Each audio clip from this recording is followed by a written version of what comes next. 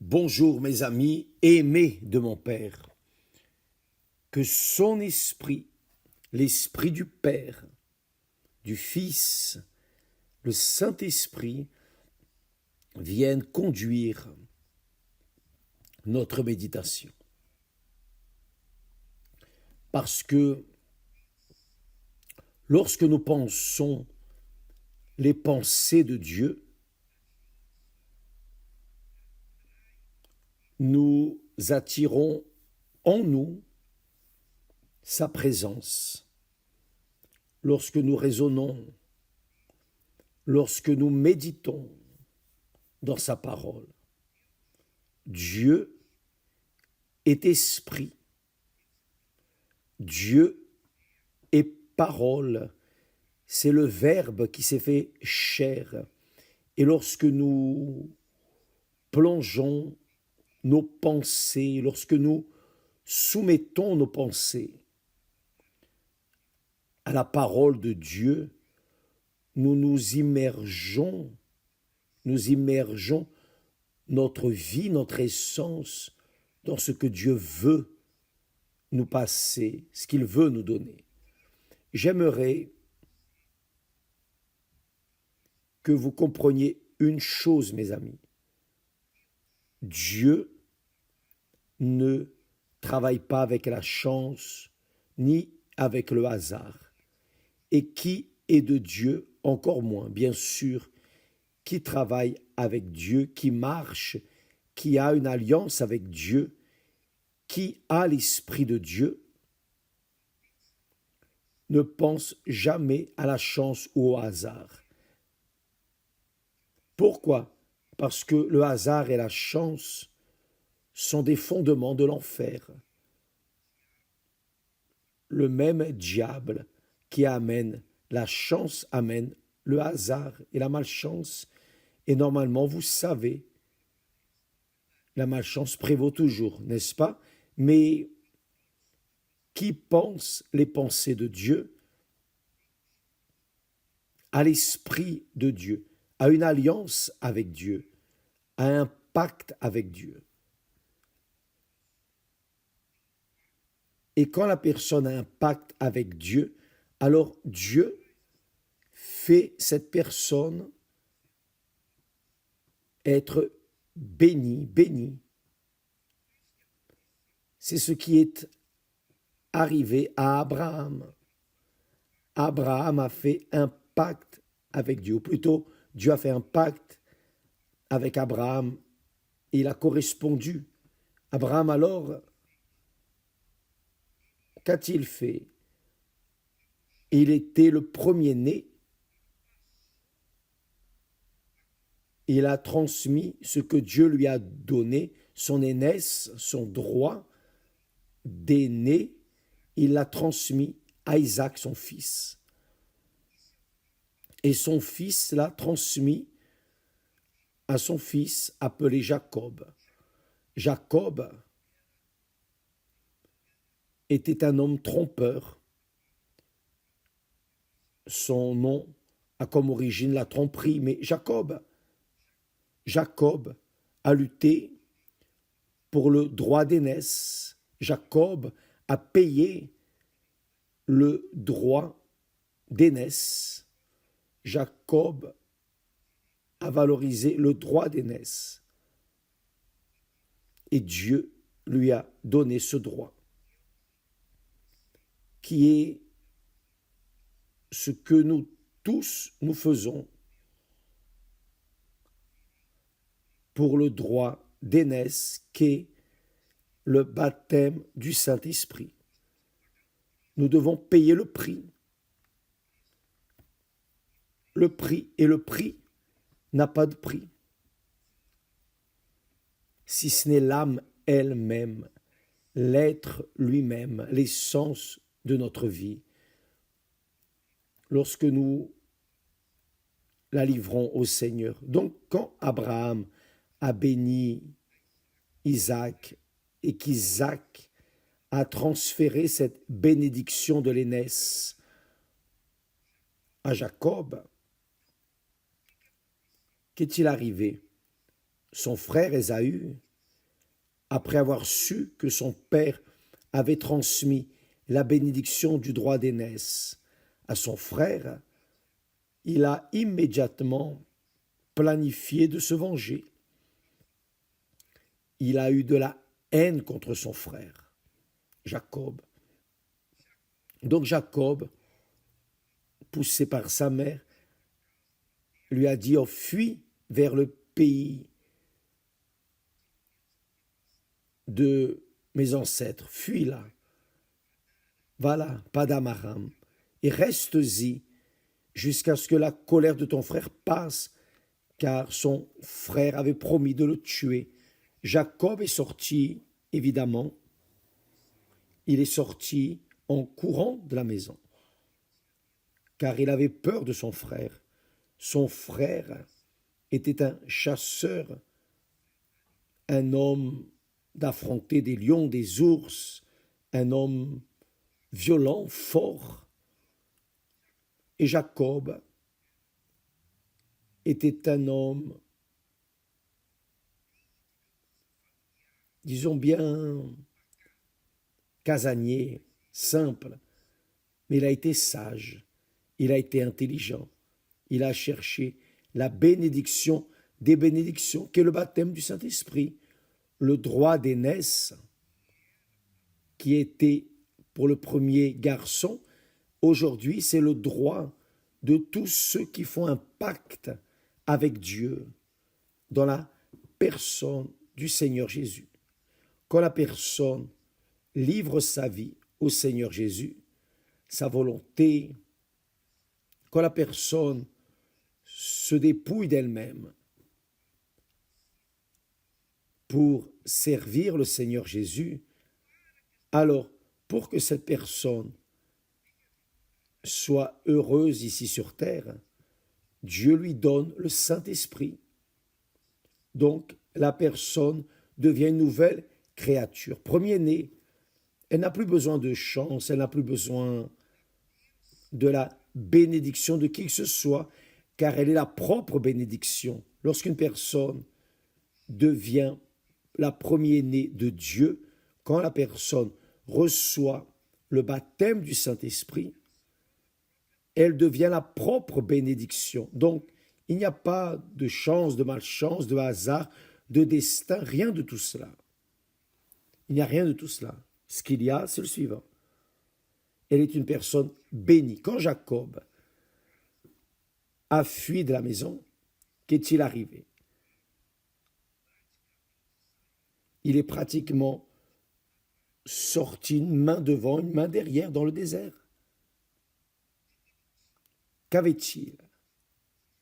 Il avait une petite bouteille d'huile. Naturellement, il avait quelque chose qu'il a dû prendre rapidement. Il est parti dans le désert. Et lorsqu'il est allé dans le désert,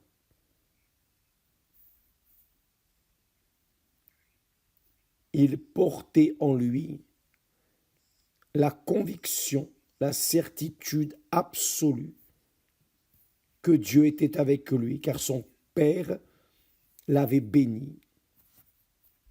Donc Jacob a porté la bénédiction de son Père. Le droit d'aînesse de son Père était maintenant avec lui. L'autorité de son Père maintenant était sur lui. Donc malgré le fait d'être dans une situation critique au milieu du désert, même ainsi il portait cette foi, cette conviction que il aurait du succès, comme c'est arrivé vraiment. Et c'est ce qui arrive quand la personne est baptisée du Saint-Esprit. Quand la personne reçoit le baptême du Saint-Esprit, elle cesse d'être faible, d'avoir des doutes, d'être cette personne anxieuse. Elle cesse d'avoir peur, d'être cette personne faible. Elle est forte en elle. Elle porte en elle le pouvoir du Saint-Esprit. Donc elle sait, elle a la certitude que à la fin, elle va exploser. C'est ce qui arrive quand la personne est baptisée du Saint-Esprit. quand elle reçoit le Saint-Esprit, elle devient la propre bénédiction. Où qu'elle aille, elle devient la propre bénédiction. Les persécutions peuvent venir, la haine, toutes les malédictions, les plus grands bandits de la terre peuvent se dresser contre elle. Des lions, des ours, des cobras, des sauterelles, mais elle va prévaloir sur tout et tous. Pourquoi? Car Dieu est avec elle. Car l'Esprit de Dieu est avec elle. C'est ce qui est arrivé à Abraham, c'est arrivé à Isaac, c'est ce qui est arrivé à Jacob. Jacob a affronté beaucoup de problèmes, beaucoup de dilemmes. Même ainsi, il a prévalu. Pourquoi? Parce qu'il a été consacré, il a été séparé par Dieu.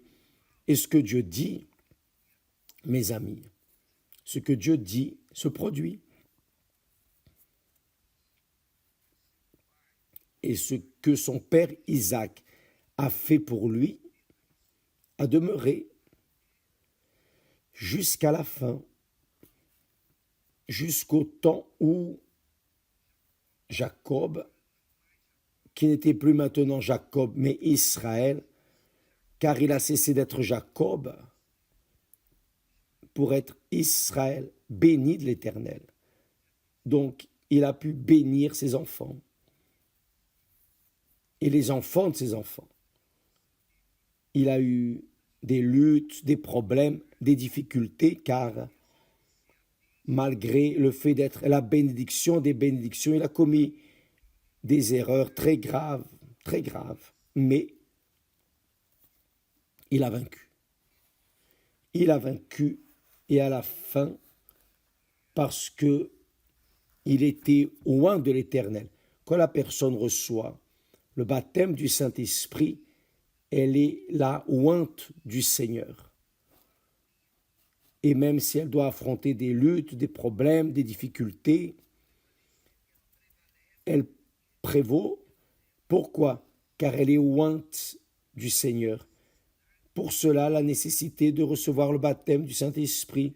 Pour cela, ça vaut la peine d'investir toute votre vie, tout votre futur, tous vos projets personnels, tout. Investissez pour recevoir le Saint-Esprit et vous n'aurez pas besoin de chance, vous ne dépendrez pas de chance, vous ne dépendrez pas de destin tracé, vous ne dépendrez pas que les personnes lisent les lignes de votre main pour savoir ce qui arrivera. Non, en aucune manière. Même parce que quand la personne n'a pas de main, que va-t-on lire? N'est-ce pas vrai? Donc, mes amis, quand la personne est ointe par Dieu, elle est bénie de Dieu et personne ne la touche. Vous savez, personne ne la touche. On peut la persécuter, on peut faire ce qu'on veut, mais elle va toujours prévaloir car elle est ointe par l'Éternel. Elle est la première-née de Dieu. Donc, ce dimanche, nous serons au mont Sion, là où le Seigneur Jésus a été crucifié. Le Seigneur Jésus a payé pour nos péchés. Et à cet endroit, Dieu va descendre pour remplir ceux qui réellement sont disposés à payer le prix. À payer le prix pour être la propre bénédiction, pour être béni du Seigneur. Donc, mes amis, ça vaut la peine que la personne se dépouille d'elle-même. Elle se dépouille de son jeu. Quelqu'un a dit, évêque, comment fais-je pour me dépouiller de mon moi? Que fais-je pour arracher de moi cette faiblesse, cette débilité? Livrez votre vie, livrez cette vie pleine de problèmes, cette maudite vie que vous vivez, livrez-la, mettez-la sur l'autel. Et l'autel va changer votre vie. Il va changer votre chance, disons ainsi. Il va faire de vous la propre bénédiction. C'est ce qu'il a fait avec moi. Il y a 62 ans de cela. Et il veut le faire pour vous. Je suis témoin de cela. Vous êtes mes témoins aussi. Je suis témoin de la bénédiction de Dieu et vous êtes mon témoin, car vous accompagnez notre histoire durant ces presque 50 dernières années de l'Église universelle du royaume de Dieu. Et vous avez vu combien de discours de haine, combien de plaies, de sorcellerie, de magie, combien de choses ont été faites pour essayer de me détruire. Et je suis là, heureux, en paix et joie. Pourquoi? Parce que Dieu lui-même m'a consacré à lui. Et il veut faire la même chose pour vous. Il y a eu un jour où j'ai tout donné. Je lui ai donné ma vie, mes rêves, mes projets personnels, tout. Quand j'ai fait ce pacte avec lui, alors il a commencé à vivre en moi. C'est le sceau, le baptême du Saint-Esprit. Et c'est ce qu'il veut faire pour vous. Donc, il n'y a rien de chance ou d'avoir une étoile. Non, rien de tout cela. Rien de tout cela. J'ai une chose. L'Esprit de Dieu. Ah, ça, il n'y a aucun doute. Et à cause de cela, nous devons exploser. C'est une obligation de faire la différence. Qui est de Dieu, qui est oint, qui est consacré, qui est premier-né de Dieu, doit faire la différence dans ce monde. Il n'y a pas de diable, de chance, de hasard, de malchance, de malédiction. Rien ne peut empêcher ou bloquer le chemin de ceux qui sont loin de l'Éternel. Et c'est ce que nous voulons que vous ayez. Et ça, c'est notre but, notre focus, faire que vous soyez l'un des nôtres, un des bénis de mon Père, la propre bénédiction dans votre maison, travail, où que vous alliez. Et personne ne pourra barrer votre chemin. Avez-vous compris, mes amis? C'est pour cela que ça vaut la peine de sacrifier. Que fais-je, évêque, pour recevoir le Saint-Esprit? J'ai déjà tout fait. Non, vous n'avez pas fait tout. Car si vous aviez tout fait, vous auriez déjà reçu. Voyez, beaucoup de personnes, bien qu'elles sont à l'église, sont fidèles à Dieu, fidèles dans les dîmes, dans les offrandes, sont fidèles dans le service des bonnes œuvres de charité, mais elles portent aussi en elles une rancune, une rancœur contre quelqu'un.